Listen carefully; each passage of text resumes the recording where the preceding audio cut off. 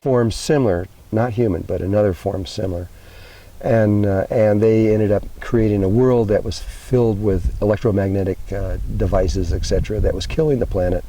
And then they had an ET race come down and land and told them something about themselves and left. Took them about 100 years or so to figure that out, and when they did, they became pure light. Their bodies were still in that form, whatever it was, but they were able to walk right through each other. And then they kept going. They then learned that spirit does not even have to have a physical form at all, and they evolved into a non-physical level of existence. And they kept proceeding in that way. And so they just look at us and they go, well, you know, it would be like us looking at a little puppy dog, and we can remember when we were a puppy dog, and we're going, well, you know, I know you guys are having pain and you're doing all this, but we can help you, and that's all they're trying to do. They're just trying to help. Because they know there's only one spirit that moves through all life everywhere. So you're saying at some point they had a body, and little by little the light started. They got to a place where your body is. See, right now the world thinks that bodies are real, and they think that the world is real, the planet is real. They think that it's solid, it's fixed, it will never go away, etc. It'll always, it might change, but it's there kind of forever. That's not the truth. And the truth is almost unbelievable. The truth is, when Jesus said the truth will set you free, he meant if you really truly understand the truth of who you are as a person, then you're free. You no longer have to worry. Not just worry. Anything that you feel you ever need or want or desire, you can create it immediately. That's where we're heading. We're going to be able to do these things, and that's only a phase. We're going to evolve into very, very high beings very quickly. They found this ancient city in Peru, and Corral.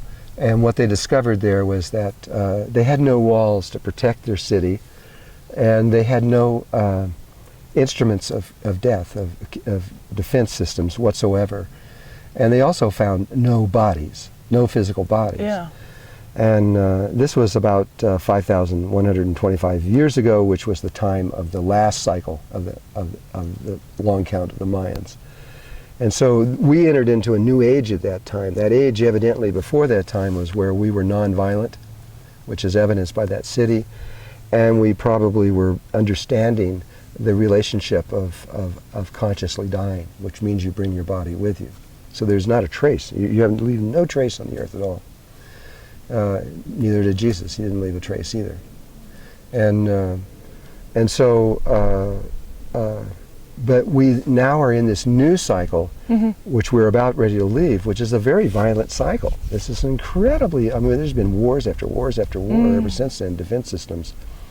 But we are about to go into a completely nonviolent cycle, which in this particular case is never going to revert back again. This is it. This is the last time. We are going to pass in, I just mentioned that we would 2,000 years in the future have to pass through another level of chaos. That's what would happen, but there is something else going on in the world that the indigenous people are not, they don't understand it. But the universe itself is about to, is all these cycles that are coming to an end that the Mayans are talking about.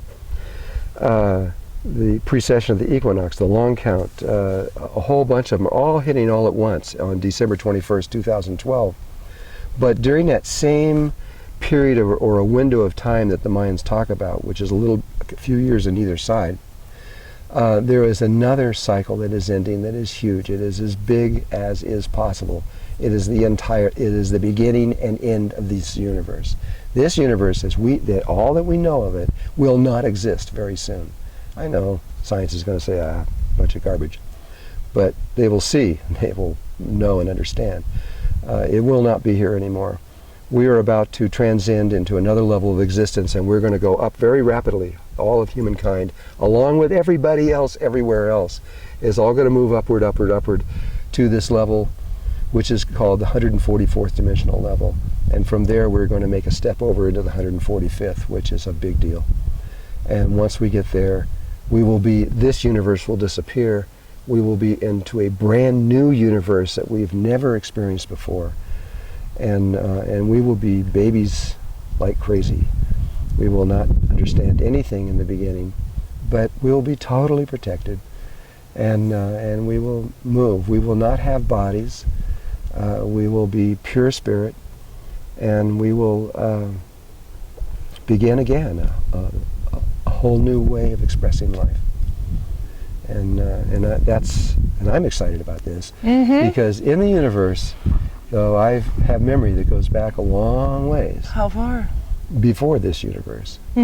More than the 16, 17 billion years that they're talking about, I can remember before that. That was the universe that's before this one. You see the octaves of universes, there's an octave before us, there's an octave after, and it goes on forever and ever in both directions, and nobody I know has ever experienced that. Melchizedek has not experienced that. We know this universe very well, we know the last one very well, and we're just beginning to understand the next one. We're really just babies ourselves. But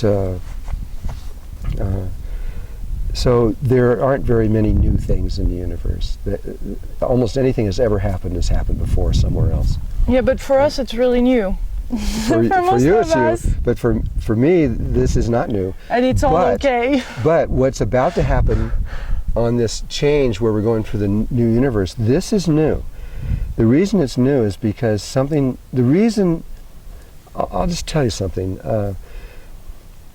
The reason that the population is rising so high, and the reason there are so many ETs here right now, there are over 250,000 cultures here. The United States only knows about 56 of them. There's a lot of them here. And they're all here because they're watching the human race of what's going on, because something's going on in the human race that has never, ever been seen before anywhere, ever. This has never happened before, and it has to do with evolution, or speed of growth of how we evolve.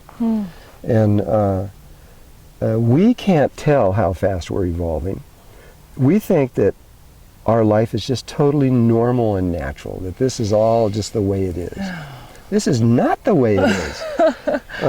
100 years ago, we were walking around on horses, or maybe 110 years ago, we were on horses. The idea of going to the moon was inconceivable, totally inconceivable. The idea that you could pick up a little thing called a cell phone and hold it up to your ear and talk to anybody on the planet, come on, that was just like not even in our imagination. The level that we have arrived at in a very short amount of time normally takes a very long amount of time. And so what's happening with us is we're going really fast, and we think that these steps are normal. Over the next 5 years, we're going to go so fast that we're going to become something that at this moment we can't even imagine it. We can't even believe it, let alone imagine it. Can you? Yeah, I know exactly what we're going to do. And once you get there, then you have been there before, but you will not. Once you get there, you go, oh yeah, I remember. But that's only the first step.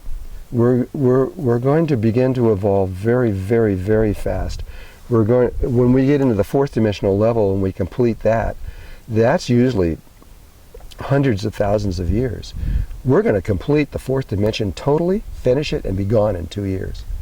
And then we're really going to go fast, and we're going to start moving through these levels in ways that no one's ever seen before. And that's why everybody everywhere is just so fixed on this little grain of sand out in the middle of nowhere, because God has chosen us for some reason, and I know the Christians and Jews and Muslims will go crazy over that one, but it is not for the reasons they think.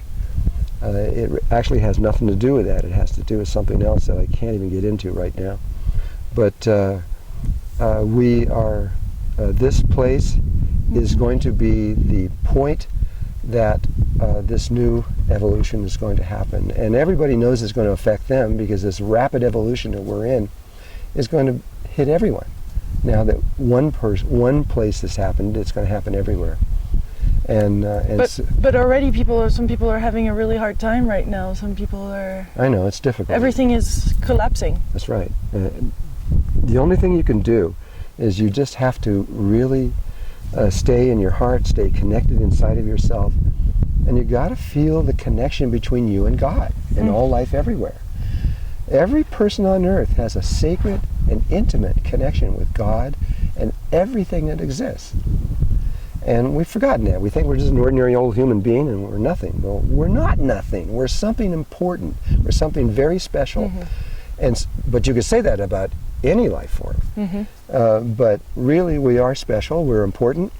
And if we connect, if we remember who we are, if we can remember who Lilou is and who Drunvalo is and who each person in the world can remember, then there is a very simple remedy to all of this. And when we get deeper into this, I'll explain what that is. How deep do you want to go? Yes. Don't we all want to hear this?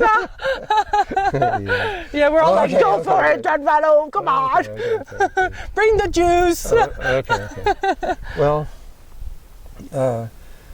inside of our body, like I started to talk about before, is an instrument. It's a sacred and holy temple. And we contain within us very powerful, amazingly powerful aspects when they are put together. We can do anything once the spirit knows how to use the body. I mean, there's nothing you can't do. You could create a planet. You can create a galaxy, literally. I'm not saying maybe or you could. You can. You could do anything, and that's nothing compared to what's possible, just when spirit is fully aligned with the body. And the part of the body that is the most important part, beyond any doubt whatsoever, is the heart, far greater than the brain.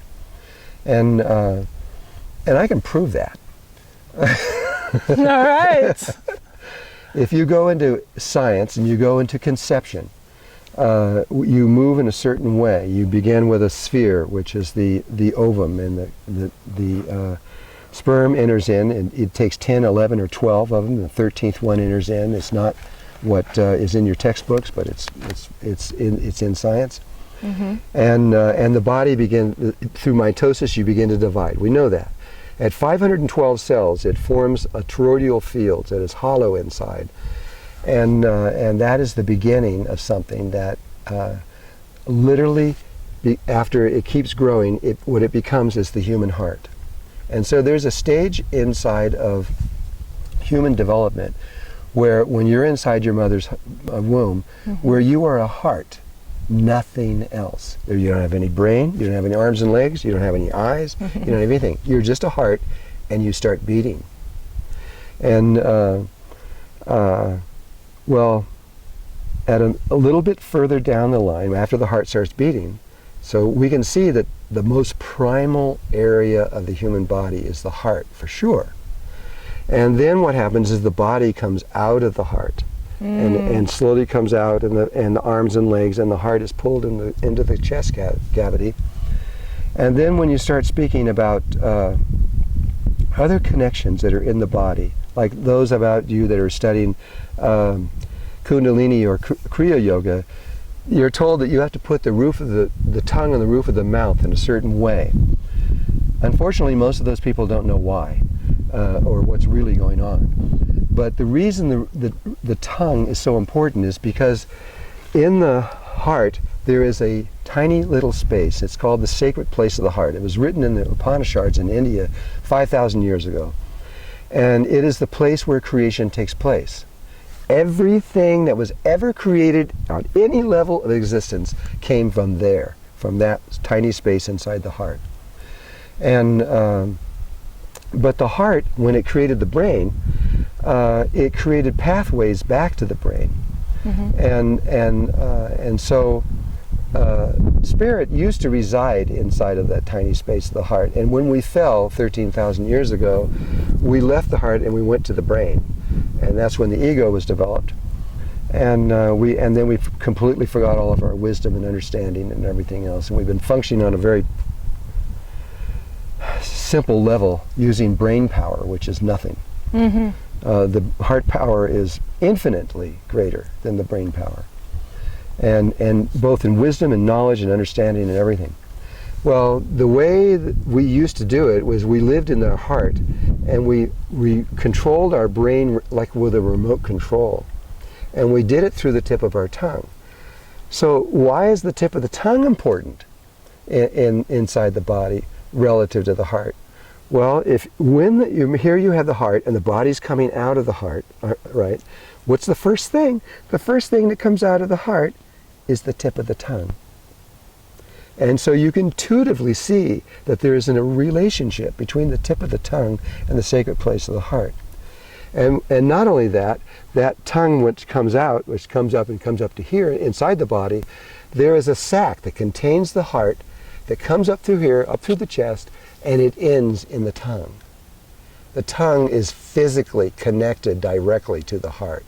This is why there's this importance between the tip of the tongue. On the roof of the mouth, there is a very specific spot that is connected directly to the thalamus. And the thalamus gland is the important part of establishing the connection between the heart and the brain that was before. The thalamus is what fires alpha waves in the brain. And so when you're moving this on here, which is actually, I can't explain this right now, but it's a sexual relationship between the heart and the brain. A sexual relationship is established between that and begins in the thalamus, and the 4 quadrants of the brain begin to fire alpha in very high levels. And when the 4 quadrants get balanced in a certain way, which may take an afternoon or it may take 30 or 40 years, when it begins to happen, a green light appears inside of your head. It could be green, yellow, or green, blue, but this green light appears. At that point, the instructions from ancient times were you go to your pineal gland, to the pineal chakra, which is in the center of the head, and exactly inside the center of the breathing tube. And then it's an eyeball. The pineal gland itself literally is an eye. And you can go to into your scientific journals and read about this. Jacob Liberman is one of the greatest people that know most about this, and you can read a book called Light, the Medicine of the Future, and he will describe this to you. Mm-hmm. But that eye, your pineal gland, is a hollow sphere. It should be exactly the same size of here, but we haven't used it, so it kind of entropied down. But it is hollow, it has color receptors inside of it, it has a lens on it for seeing, taking in light, but the lens is facing straight up because it's receiving prana light from above. And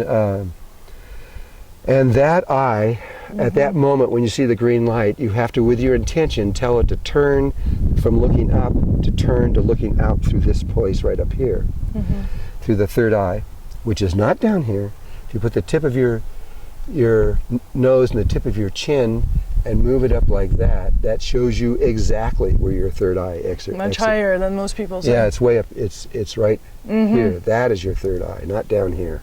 It's right there. It's almost in a triangle. And you then turn the eye to look out, and you look at the pituitary chakra, which is sitting right in front of that spot right there.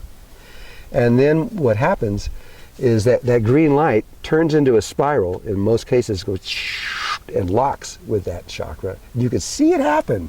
It blows your mind when you see it happen. Sometimes it turns into concentric circles and does that. And there's a few other rare ways, but 99% of the time it becomes a spiral and goes in and links in. And you feel it.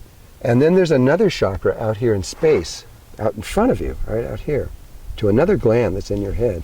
And you link those three together. When you do, these 8 beams of light come out of your head. They link to a sphere of light around your head. You glow in the dark, and science has photographed this. You can actually, I can link you with the people that can prove this. You actually, you get a halo around your head, just like Jesus had. And you are now, your third eye is open. And you are now on that in-between place between human consciousness and the next level of consciousness.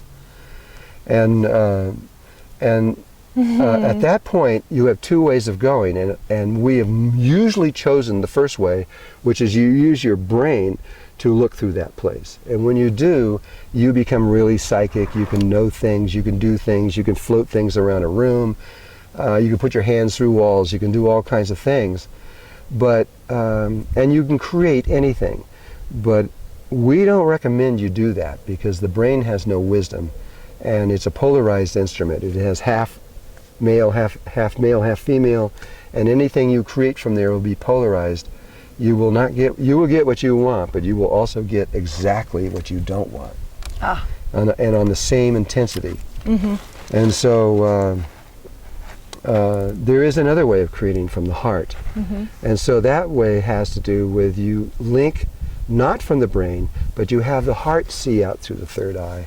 And when you do, a sixth sense, literally, another sense of human possibilities appears, and you are able to see the outer world in a way that is very ancient, and you can look at anything and know things in ways that you would never know by looking from the brain. And it is that point that is the opening point between us being able to see angels, see the plasma beings, and be able to begin to get into the flow and of the remembrance of who we really are.